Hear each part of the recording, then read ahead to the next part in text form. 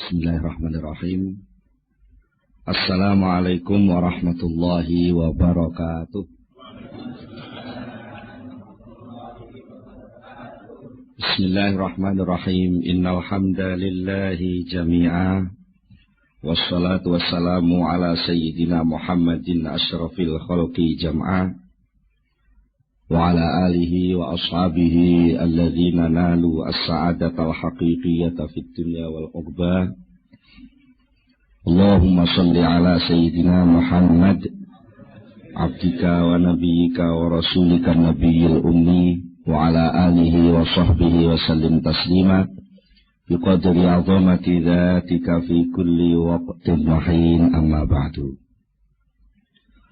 Para sesepuh penesepuh, bapak-bapak, hadirin hadirat ingkang kula hormati, alhamdulillah dalu menika kula lan panjenengan saged sami-sami ngempal pinarak wonten ing majelis pengaosan menika. Saperlu berusaha ningkataken keimanan, keislaman kula lan panjenengan sedaya. Insyaallah mangke badhe kita waos sesarengan, kita kaji sesarengan kitab Al-Hikam dening Syekh Ibnu Athaillah As-Sakandari. Ananging kangge pertemuan ingkang pertama menika langkung rumiyin badhe kula aturaken setunggalipun pengantar. Sekranteng kitab Al-Hikam menika ingin dipun wastani rekaman laku, rekaman rasa dening ingkang nyusun nggih Syekh Ibnu Athaillah. Mila sampun sakpasipun menawi saderengipun perlu wonten setunggalipun pengantar supados mangke menawi sampun dumugi lumebet wonten ing pembahasan kitab Al-Hikam mangke insyaallah boten kedadosan tumpang suh pemahaman kula panjenengan sedaya. Pertama ingkang badhe kula aturaken inggih menika ngingingi soal tasawuf secara umum. Inggih menika tasawuf ingkang dipun lampahaken dening para ulama salaf. Menika akhir-akhir kathah ingkang mempertanyakan sakjane tasawuf iku sumbere kok sangka Islam apa ora. Kadang-kadang wonten ingkang mencurigai praktek-praktek tasawuf menika niru dhateng agami-agami sanes. Wonten ingkang nuduh praktek tasawuf menika sampun melenceng saking ajaranipun Rasulullah sallallahu alaihi wasallam. Menika sedaya lumrah. Jalaran barang niku lek edi, barang niku lek apik, niku mesti akeh sing imitasi. Jadi kan kurang enten merek napa ngoten nggih. Sing terkenal ngoten gudang garam kok. Lho ngoten niku ditiru bungkuse man nggih niru ben kaya gudang garam. Mungkin enten merek napa mesti enten sing niru lah. Ketika orang meneliti ketepaan sing diteliti niku sing pasing imitasi niku terus nyimpulke oh lek ngono tasawuf niku melenceng. Mergo ketepaan tasawuf sing imitasi. Niku kathah kasus ngoten niku. Mula saking menika perlu sepindah kula panjenengan mempelajari tasawuf niku ngangge napa? Napa ta mempelajari tasawuf niku ngangge kekuatan ilmu. Dalam arti pengetahuan, itu ilmu pangrasa nggih, pengetahuan sing niku biasane ngangge alat pengamatan, observasi, terus enten hipotesa macam-macam. Napa ta? Ngangge kekuatan batasan-batasan hukum akal. Sing akal niku selalu bertanya-tanya tentang sebab dan akibat. Sing akal niku selalu ingin meneliti dan lalu menyimpulkan. Menggunakan beberapa term bahasane wong sakniki. Napa enten ungkapan-ungkapan, kesimpulan-kesimpulan digabung kesimpulan-kesimpulan akhirnya digabung-gabung jadi kesimpulan akhir napa model ngoten. Contone umpamane saben wong kuwi mangan. Saben wong niku mangan. Niku data awal. Data kedua, kewan-kewan liyane wong iku ya mangan. Terus disimpulno, lek ngono wong iku padha karo kewan. Kesimpulan wong padha karo kewan. Niki jenenge hasil analisa akal. Menawi bahan awalnya pun melenceng dan cara menyimpulkannya sudah salah, maka kesimpulannya pun terjadi kesimpulan yang salah. Napa tasawuf niku ajeng dibahas kangge cara niku. Enten maneh kekuatan ketiga sing mungkin serodok pas. Kekuatane menungso niku sak liyane ngerti, sak liyane nyimpulne nganggo akal, menungso niku gadah sing jenenge roh. Roh niku nggih roh nggih. Napa nggih? Istilahe lek umume nggih akune dewi-dewi. Mergo lek diarani roh niku dimaknani nyawa. Niku isih diakoni nyawaku. Berarti dudu aku. Nggih. Roh niku nggih roh jati diri kemanusiaan. Sing niku seringkali pikantuk semacam pencerahan. Moro-moro rasane ngerti. Contone panjenengan lek diteliti pemane akal niku takok. Mulai kapan sampean ngerti eneke akune sampean? Cobi jenengan angen-angen. Mulai kapan sampean kok kenal sing jenenge aku? Niku mboten iso jawab krana niku isyraq, pencerahan. Akunya sendiri tahu tentang aku itu sendiri. Dan itu tidak pakai akal. Bergolek pakai akal mesti lewat penelitian. Lewat penelitian, ngoten lagi iso nemokne oh iki aku lho ngoten. Mane sok-sok pelawak niku sok banyol niku mergo melenceng saka umume wong mikir malah muni aku ndi aku ngono. Lho niki kuping kula tunggale ngoten niku. Niku krana niku sesuatu sing pun israt sing pun jelas ora usah digoleki wis enak. Aku niku lah. Niku sing nampa pengertian tentang onoe aku niku wau jenenge ruh. Prosesnya pakai isyraq utawi ilham. Saterusipun menawi kala wau sampun kita bicara nih masalah ilmu dalam arti pengetahuan. Senes ilmu sududu ilmu jurus, sudu ilmu 8 dewa. Senes ilmu niku maksudnya ilmu niku pengetahuan. Pengetahuan, tahu.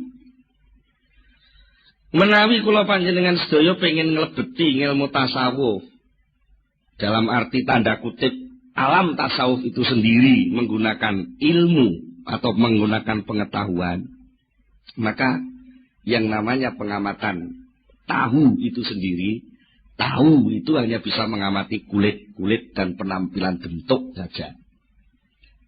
Akhirnya enten sing nun sewu kebliduk tasawuf iku ya lek wong gelem nganggo sarung serodok kumel, klambine nglinting, ambune ora patek wangi, kupluke nyadam abang suwe ora tau ganti. Nggih. Sarungan ngisor dengkul. Niku jenenge bentuk penampilan lahir. Terus niku diarteni ya iku tasawuf mesti kebujuk. Ya niku. Tasawuf niku duduk niku. Tasawuf niku duduk wong sing nganggo sarung sing elek-elek terus moh numpak sepeda motor mlaku terus. Niku mboten niku tasawuf. Walaupun mungkin nanti ada beberapa suatu keadaan si murid tasawuf itu kadang-kadang karena suatu pelajaran dia harus melakukan hal seperti itu dan itu tidak selamanya. Mungkin melalui proses itu juga bisa. Tapi bukan itu tasawuf. Nah, itu bahayane ngoten nek kula jenengan nyimpulne apa-apa mung sekedar delok jarene kabare terus niku mengke mesti kebliduk. Ini ibaratnya mung kaya wong delok ceritane ketoprak nglakone Sunan Kalijaga dan mergo ndelok ini delok tampilan, tidak delok Sunan Kalijaga. Akhirnya ngertine mung bentuk wajah sing ditampilno pemeran Sunan Kalijaga niku terus kebliduk. Ya iku lho Sunan Kalijaga. Padahal itu hanya pemeran Sunan Kalijaga. Iku bahayane wong sing mengamati tasawuf ngangge pengetahuan. Lajeng enten malih sing mengamati tasawuf ngangge akal. Artinya akal itu pakai hukum akal, logika. Pakai kias. Damel napa? Hukum-hukum logika untuk menyimpulkan suatu kesimpulan. Mergo nalikane kula panjenengan menggunakan akal untuk memasuki lautan tasawuf yang tak terbatas itu. Kalau kita memasuki taman-taman indahnya tasawuf, lalu kita menggunakan akal yang serba bertanya dan mesti letterlek saklek. Nek iki nek A mesti kesimpulannya B. Nek A gandeng karo B arep muncul jenenge C dan begitu seterusnya. Niku pol-polane pol kemampuan akal itu hanya mengamati materi lahir. Senajan materi lahir niku kenging tinggi bahan awal pemikiran akal niku piyambak. Contohnya niki ana biting siji, ana maneh biting maneh siji. Terus sampean amati disimpulke biting siji dijejer karo bitung siji kesimpulannya biting loro. Niku akhirnya terus dienggo pedoman senajan bitinge wis gak enek, akal pun mlaku dhewe. Siji ditambah siji mesti loro. Karena napa bahan awalnya kan materi. Lah mongko sing jeneng tasawuf itu bahan-bahan yang dipakai pemahamannya bukan material. Tapi langsung itu sesuatu yang gaib. Ya, sesuatu yang gaib. Sesuatu yang begitu luas. Di alam awang-awang ibaratnya ngoten. Sing tak terbatas. Ini kulek ngangge akal. Akhirnya mungkin cara wong ngoten pengen mengarungi seluruh dirgantara. Tapi piyambake namung ngiberno layangan ngoten tok. Napa nggih saged gayo? Mboten saged. Wong sing wis canggih ngangge napa kongkot mau iso rutuh nggih. Nggih ta nggih? Ngene lah mboten. Pesawat paling canggih kongkot bisa kecelakaan. Napa malih niki soal alam di balik alam kemanusiaan itu sendiri yang itu terkait erat dengan nurun nubuwah, cahaya kenabian. Alam wahyu, alam gaib. Alam inti manusia yang itu sendiri, manusia itu sendiri adalah rahasia Allah Subhanahu wa taala. Nek niku ajeng dipahami nganggo akal, maka yang terjadi adalah penyempitan persoalan manusia itu sendiri. Dan mula saking menika kangge memudahkan dos pundi sipados kula panjenengan menika saged memahami tasawuf, ya ampun nganggo alat sing remeh-remeh. Begitu luasnya tasawuf, sing mampu saged ngrasakne tasawuf niku namung manahipun piyambak-piyambak. Mila mangke wonten ing kitab Al-Hikam. Insyaallah mangke badhe dipun paringi pinten-pinten penjelasan sing mungkin bertentangan kali kesimpulan akale wong umum. Kesimpulan akale wong umum sing salah niku dudu akale sakjane, tapi bahan sing dienggo nyimpulno niku lho kurang pas. Bahan sing dienggo nyimpulno niku kurang pas. Contoh niki contoh sing mbok menawi teng pengaosan sanes sering kula aturaken. Contone ngeten. Wong sing usahane sregep niku sing akeh sukses hasil dadi wong sugih. Enek wujudan jenenge usaha ikhtiar, ana akibat, enek sebab jenenge usaha, ana akibat jenenge sugih. Karena bahan niki akal nampa, terus nyimpulno lek ngono muncule sugih kuwi sangka usaha. Karena akal niki namung ngerti niki. Akhirnya sampai teng putih-putih niku akal niku terus berperan lan ngampanyekno suasana niki. Nek kowe gak gelem nyambut gawe gak iso sugih. Nggih ngono nggih. Sampai lek duwe anak melarat di sene lho kowe ora gelem nyambut gawe. Nah, niki pun mboten pas. Sing hubungannya kali soal tasawuf. Kenapa? Soalnya tasawuf itu berawal saking pemahaman iman. Sementara iman jelas rukune wonten 6 termasuk sing terakhir niku wabil qadri khairihi wa syarrihi minallah. Ketentuan seluruh kehidupan ini ditentukan oleh Allah Subhanahu wa taala. Sementara pekerjaan, usaha, ikhtiar, ngamal, ibadah itu adalah perintah. Nah, niki sing kadang-kadang krana awalipun pun mukadimah pun keliru.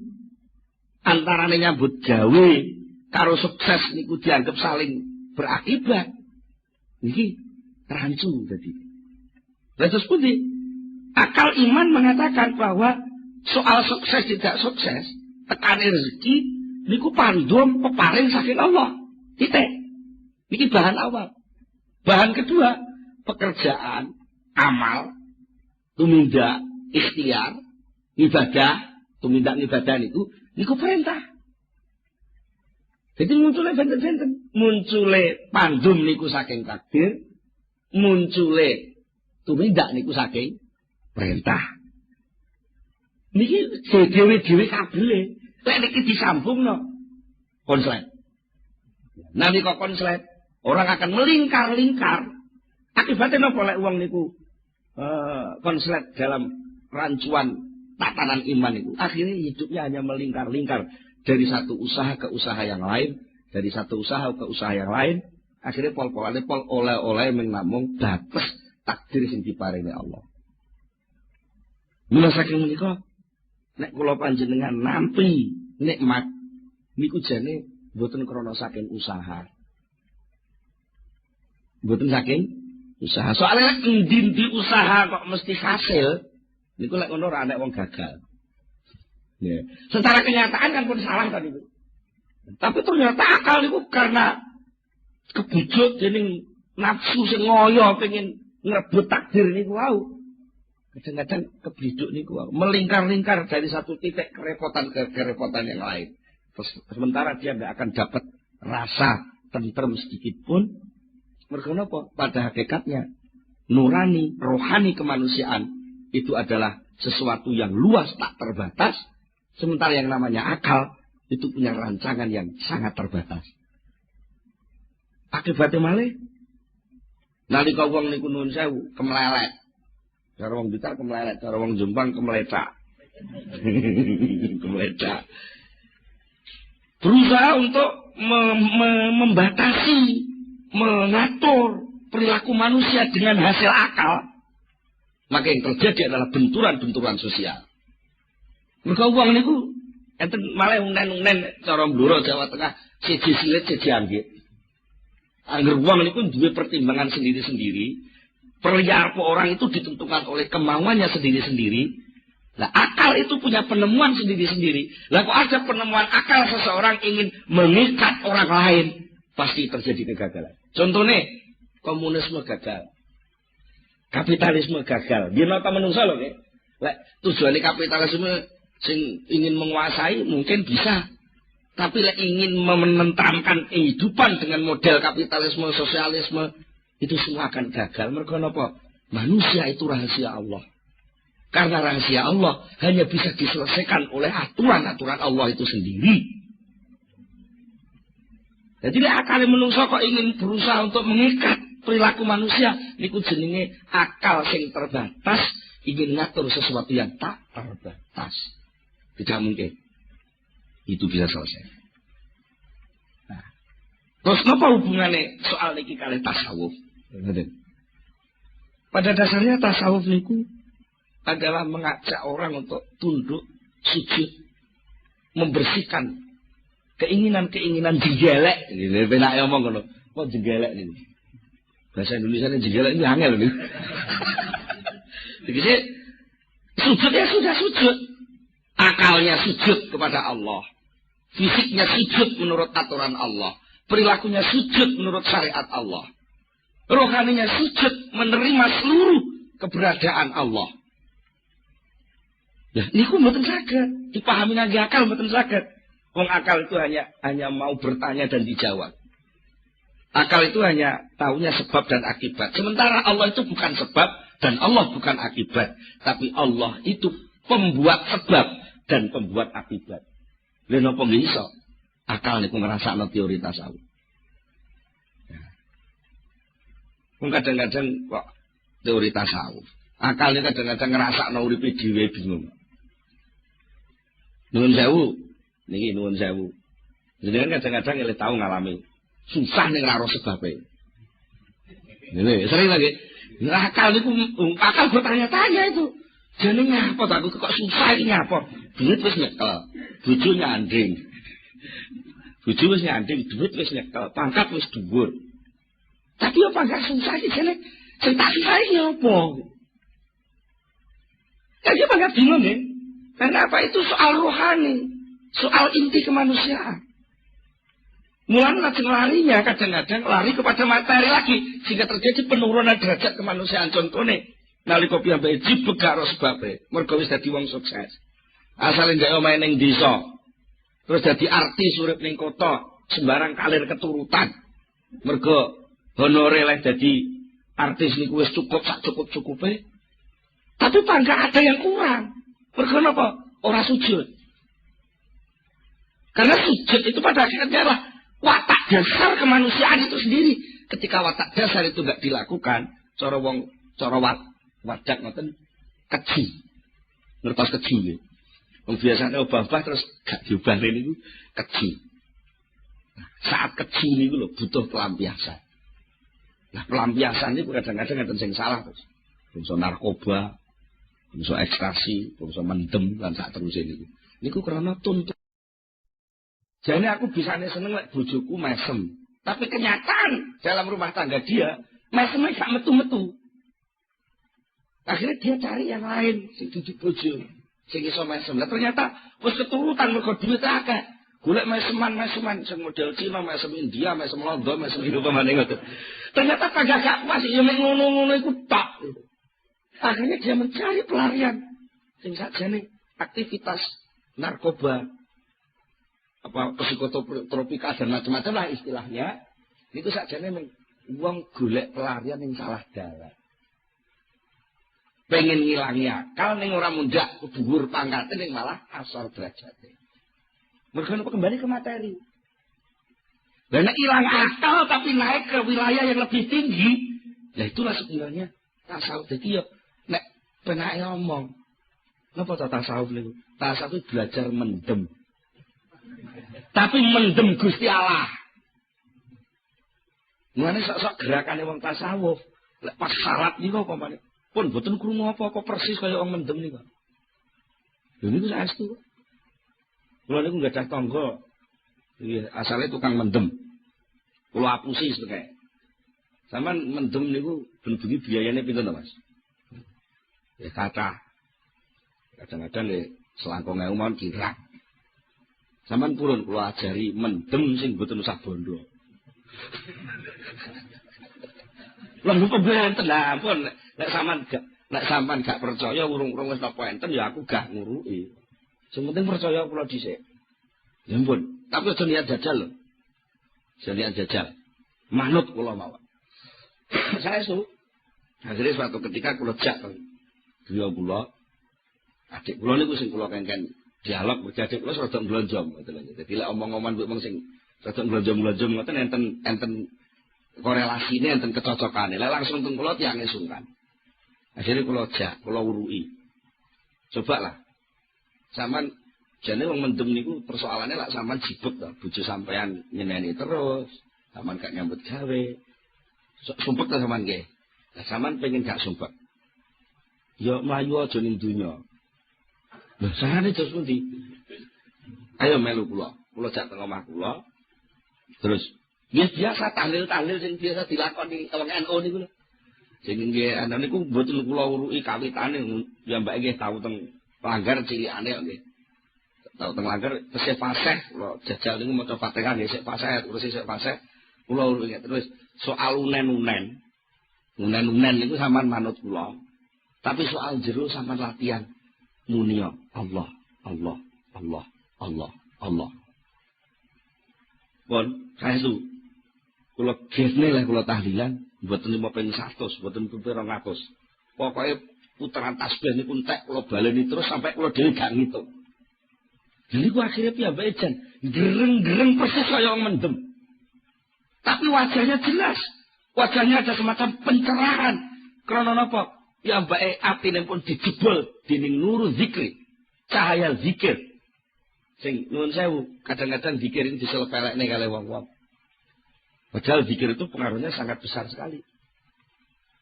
Zikir itu kan namung sesebutan. Sesebutan itu lah jeneng. Lah jeneng niku penting lho, nggih. Cobi, lha pamane enten wong sembarang kalian wong nganggo jeneng kok. Jeneng niku lah milih ya tenanan. Duwe dagangan kudu enek merek sing pas. Dadi studio sing ngerekam niki. Nggih. Niki lah golek jeneng ya wis diitung. Mboten sembarang ngawut ngoten kok. Pokoke radio jenenge dugel ngono ya ora pantes gitu. Lah itu sudah. Lah ate niki sesebutan, sebutan unen-unen. Contone yo Pak. Mboten ngandel. Padha-padha barang gak ngerti sampean dereng tau bukti. Durung tau roh buktine. Liwat teng pinggir desa ngisor barongan teng Sanding Bu. Bareng-bareng bocah akeh ngoten. Terus sing sitok iku nyebut, "Gemek." Terus mung reaksi sing muncul. Keplayu padahal duwite gak ana. Nek namung sesebutan mon berpengaruh. Lah benten lek liwat ngisor barongan bareng-bareng wong akeh terus salatullah salamullah ora ana apa-apa. Dan ada reaksi riang. Lah apalagi kalau itu nama Allah. Allah niku penguasa ning penguasa. Allah niku leluhuring luhur-luhuring luhur. Maha dan maha sembarang maha niku Allah. Kok disebut masuk tenggene nur, ning tenggene ati. Ini mesti bereaksi. Nah, tasawuf itu sebenarnya ketika belajar berzikir adalah berusaha untuk mengecat zikir itu. Ketika diajari melakukan ibadah sholat, berusaha untuk merasakan sholat itu. Sudah tidak berpikir lagi tentang salah, sah dan tidak sah. Mergo sah dan tidak sahnya harus dipelajari sak durunge. Sama napa tumo nenek wong Allahu Akbar tembuka takrib. Jadi Allah Akbar itu sah ora kan mboten. Itu sudah ditinggalkan, bukan gak dinggo. Dinggo tapi wis gak jadi beban. Kalau jadi wong belajar sepeda motor, kalau belajar nyetir, ngene napa ngene biro pengajaran apa belajar nyetir niku. Nalika nyekel setir napa buka teori. Lah malah nabrak-nabrak. Teorinya sudah ditinggal karena sudah menyatu dengan dirinya. Maka dia sekarang tinggal mencari jalan yang tepat, haluan sing pas, ben gak tabrakan, delok rambu-rambu sing pas, dan berusaha untuk menikmati perjalanan. Nah, tasawuf itu sendiri menyangkut berbagai macam aspek, mulai aspek metodologi, bagaimana caranya bertasawuf, menyangkut soal letak posisi tasawuf itu di mana di tengah-tengah Islam, menyangkut apa tujuan tasawuf, dan seterusnya itu sangat luas sing insyaallah mangke badhe dipun jelasaken wonten ing kitab Al-Hikam mangke pelan-pelan. Tapi sing jelas kula nyuwun dumateng para rawuh lan umum dhumateng ingkang mirengaken supados memahami ajaran-ajaran tasawuf itu jangan ditabrakkan lebih dulu dengan kesimpulan-kesimpulan akal secara umum, dileremno dhisik, dirasakno sing tenan. Baru insyaallah niku mengke enten labete, enten pengaruh. Nek urung-urung sing enek kok wis kecurigaan akal. Wah, enggak masuk akal. Memang tasawuf itu bukan urusan akal. Walaupun suatu saat akal dijak mikir, tapi pada level tertentu. Tapi tidak satu-satunya alat untuk memahami tasawuf itu pakai akal itu. Malah seringkali akal itu dianggap wis mungkur. Wis mungkur tegese wis mungkur kaya wong belajar nyetir niku wau. Ora kok wis nyetir bareng sok nggawa teori, bukai lho, mboten malah nabrak-nabrak to nggih. Jadi kan diomongi karo sing belajar sepeda. Wong nyepeda kuwi carane pedale dipancal, setire dicekel, awake nggih ngimbangi. Nalika diomongi ngoten lak dereng nyepeda. Sik diomongi. Ya terus jenengan kok nglakokne sepeda urut kaya lek ngomong niku malah tiba. Pedale dipancal, kalau wis dipancal setire dicekel ya mbok tiba dhisik. Nah, terus putih yang bersepeda artinya apa? Ilmu tentang ibadah itu ketika masuk ke dalam tasawuf sudah bukan jadi ilmu lagi, tapi sudah menjadi satu kesatuan gerakan ibadah itu sendiri untuk berusaha dirasakan.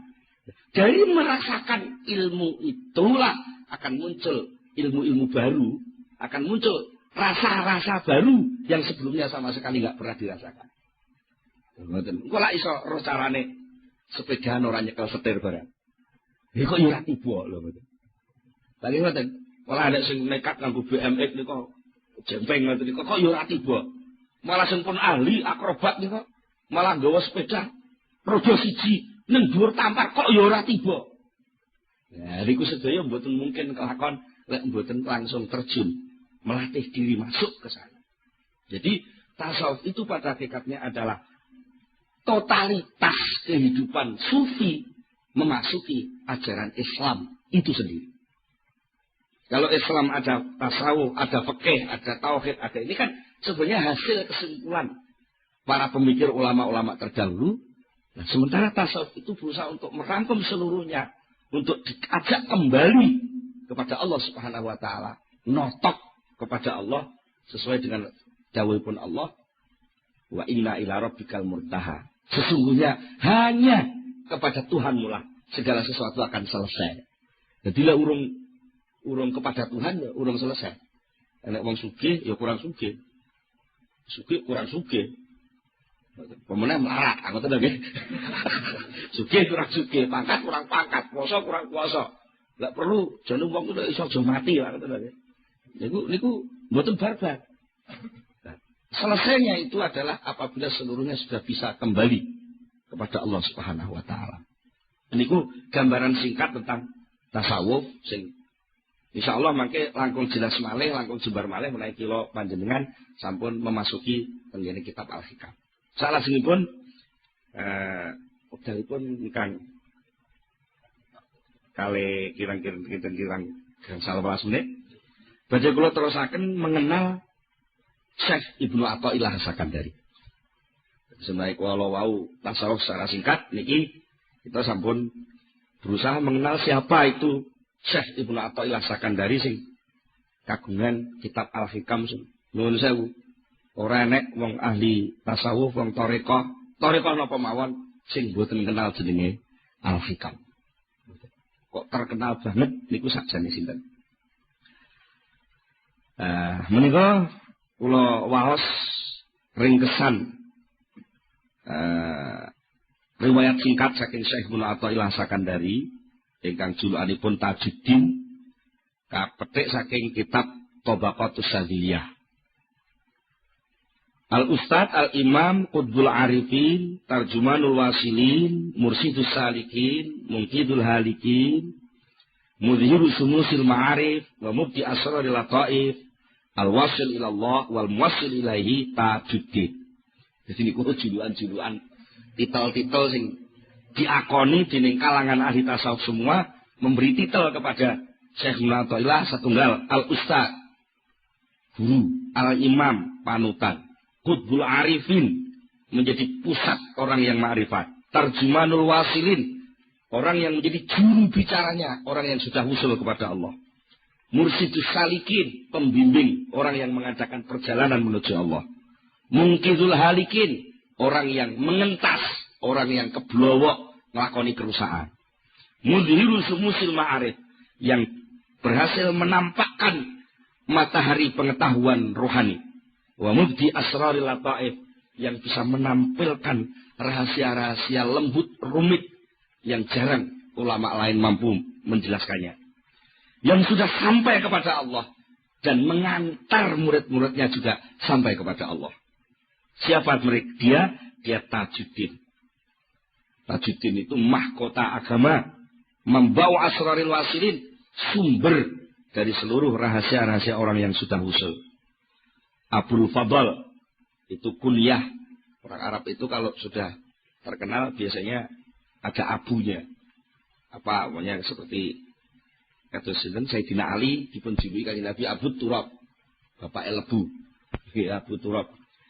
Dan ini Abul Fadl Sayyidi Ahmad, asma aslinya Ahmad bin Muhammad bin Abdul Karim bin Abdurrahman bin Abdullah bin Ahmad bin Isa bin Al-Husain bin Athaillah Al-Juzami. Nasabipun ngantos dugi kabilah Juzam. Lajeng mazhabipun mazhab Maliki. As-Sakandari menika nami tempat tinggalipun. Keranten panjenenganipun nalika sampun madhep dados kiai niku manggenipun wonten ing Iskandaria, Mesir. Ngoten. Sedane wonten dusun Qarafi. As-sufi hakikatan, yang baik secara hakiki menekuni kesufian. As-sadili tariqatan, tariqahipun tariqah sadiliyah. Ajubatu zamanihi. Ajubatu zamanihi itu cara gampangane jadi pengeram-eram nalika dik sijik sugenge.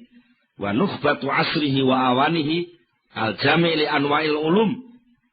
Sing berhasil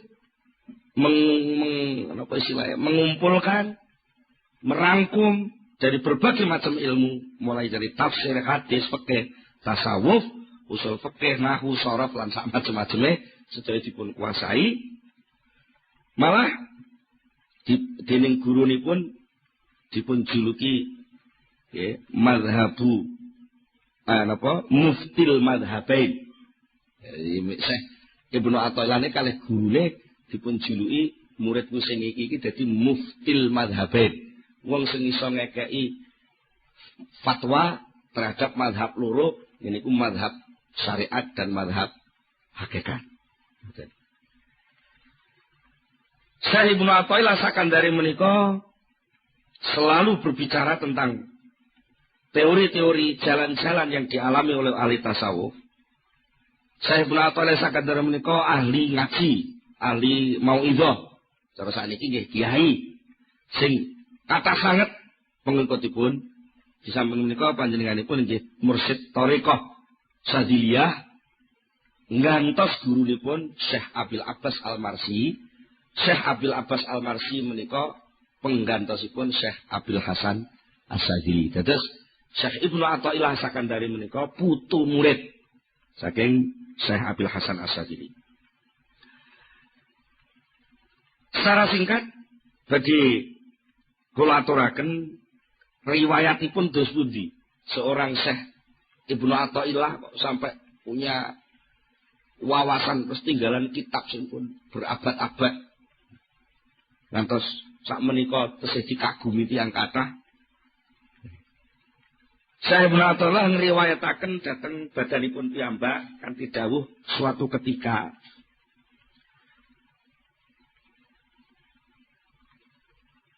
Syekh Ibnu Athaillah menika nggadahi semacam napa nggih persoalan konflik antawisipun Syekh Ibnu Athaillah kalih murid-muridipun Abil Abbas Al-Marsi. Dadi nalika semanten Syekh Ibnu Athaillah mun dadi kiai. Tapi dereng melok tarekah penak omong ngoten. Kiai syariat dereng melok tarekah. Lajeng suatu ketika piyambake niku semacam nggadah ingkar dhateng praktek-praktek tasawufipun Syekh Abil Abbas Al-Marsi sing dipraktekne murid-muridipun. Jarat mukhasamatun baini wa baina ahadi ashabi Sayyidi Abil Abbas Al-Marsi qabla suhbatilahu. Terjadilah perselisihan pendapat antara kula kalih salah setunggale murid Syekh Abil Abbas Al-Marsi saderenge kula berguru dhateng Syekh Abil Abbas Al-Marsi. Akhiripun suatu ketika mentok.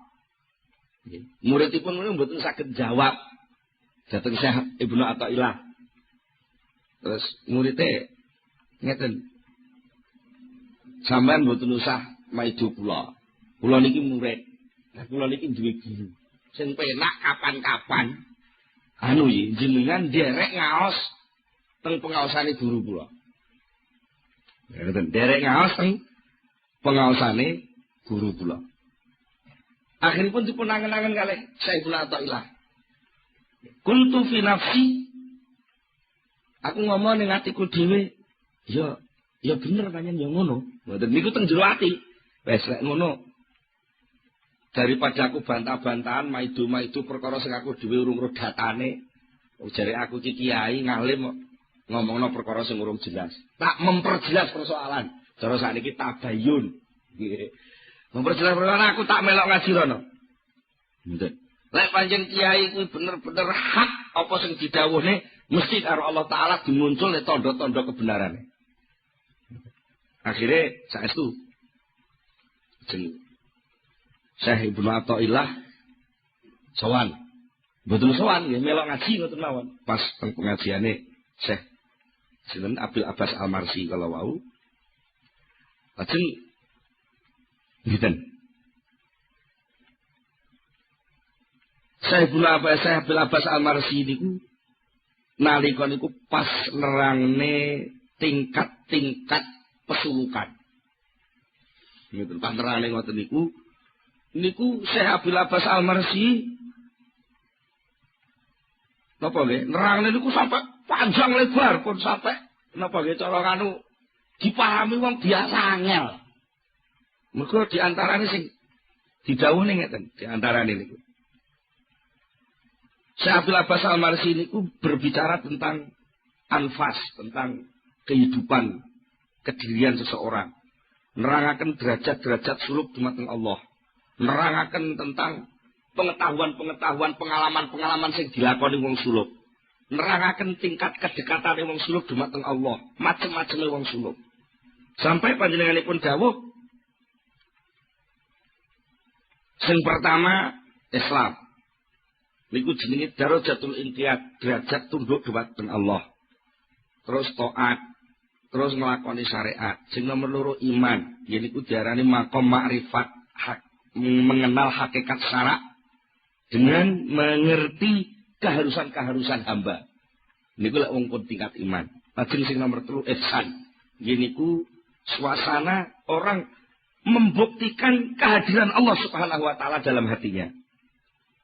Dengan istilah lain, terus saya Abil Abbas, istilah lain kamu bisa berkata, yang pertama Islam itu namanya ibadah, yang kedua iman itu namanya ubudiyah, yang ketiga ihsan itu abudah. Diterangke malih, istilah-istilah sampai pinten-pinten istilah. Sing cara wong ngaji sampai blengek. Pinten-pinten istilah. Akhirnya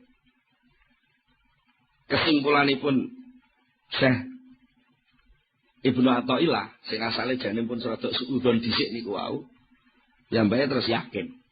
Akhirnya kula yakin terus Syekh Ibnu Athaillah bahwa Abil Abbas Al-Marsi ini dapatnya ilmu tidak sekedar dari kitab, tapi langsung dia dapat loberan lautnya ilmu Allah.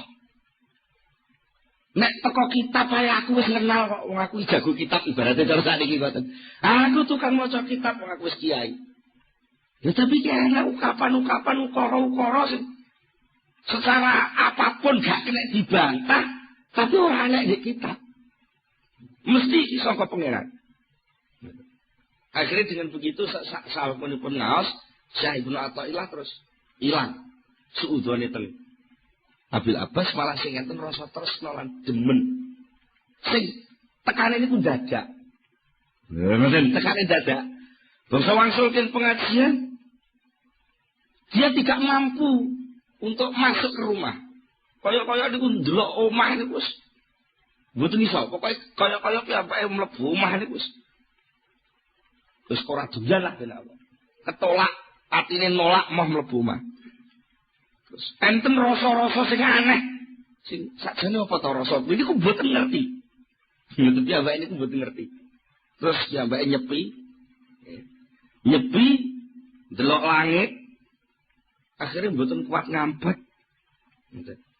Terus piyambake nyimpulke iki gak iso ngudari lek ora Syekh Abil Abbas Al-Marsi. Akhiripun Syekh Ibnu Athaillah sowan dengan Syekh Abil Abbas Al-Marsi menyatakan kula niki kangen dateng jenengan. Syekh uhibbuka. Ana wallahi uhibbuka.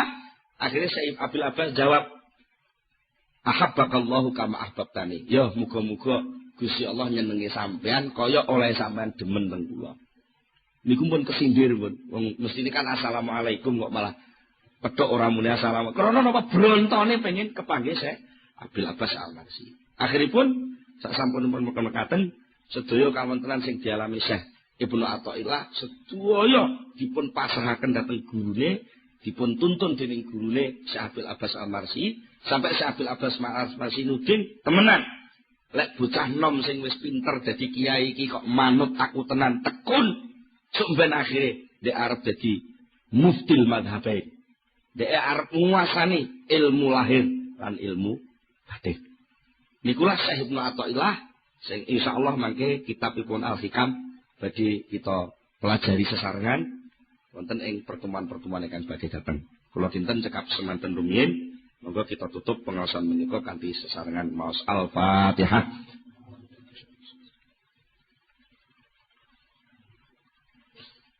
Allahumma shalli ala sayyidina Muhammad sallallahu alaihi wa sallam wa sahabati Rasulillah ajma'in. Alhamdulillah rabbil alamin hamdan yuwafi ni'amahu wa yukafi mazidah ya rabbana lakal hamdu kama yanbaghi li jalali wajhika wa 'azimi sultanik. Allahumma shalli ala sayyidina Muhammad wa shalli ala sayyidina Muhammad wa tsabbit imanana wa nawwir qulubana wa sallimna fid dunya wal akhirah. Bi rahmatika ya arhamar rahimin. Allahumma fa'ul mana barik ulumana. Allahumma fa'ul mana barik ulumana. Bi rahmatika ya arhamar rahimin. Rabbana atina fid dunya hasanah wa fil akhirati hasanah wa qina adzabannar. Subhana rabbika rabbil izzati amma yasifun. Wassalamun alal mursalin walhamdulillahi rabbil alamin. Al-Fatihah. Akhirul kalam. Assalamualaikum.